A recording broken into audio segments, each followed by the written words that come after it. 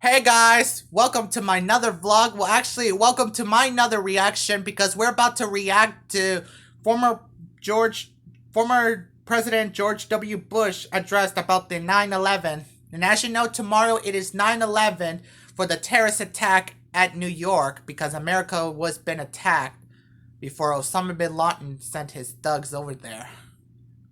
And as you know, we're about to we're about to listen to former President George W. Bush his address about the terrorist attack in New York.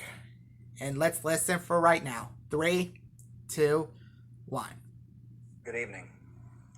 Today, our fellow citizens, our way of life, our very freedom came under attack in a series of deliberate and deadly terrorist acts.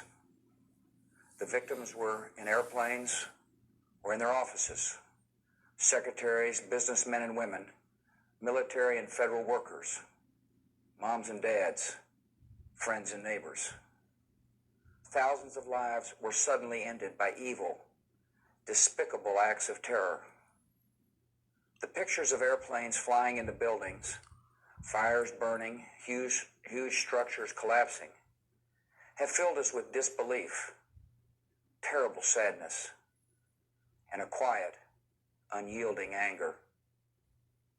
These acts of mass murder were intended to frighten our nation into chaos and retreat. But they have failed. Our country is strong. A great people has been moved to defend a great nation. Terrorist attacks can shake the foundations of our biggest buildings, but they cannot touch the foundation of America.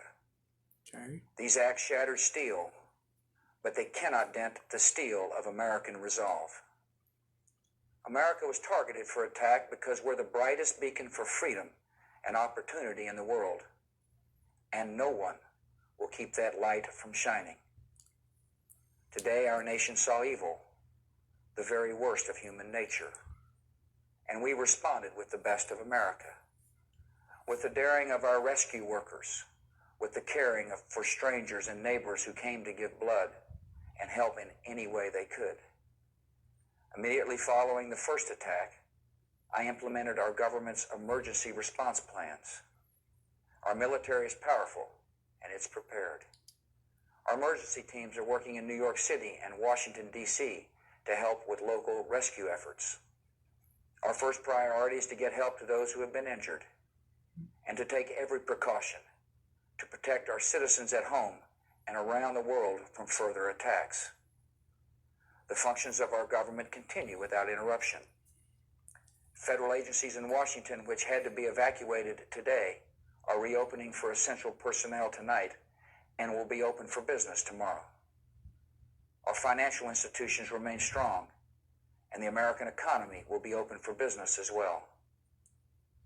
The search is underway for those who are behind these evil acts. I've directed the full resources of our intelligence and law enforcement communities to find those responsible and to bring them to justice.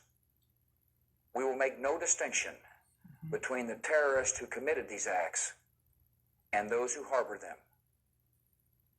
I appreciate so very much the members of Congress who have joined me in strongly condemning these attacks. And on behalf of the American people, I thank the many world leaders who have called to offer their condolences and assistance.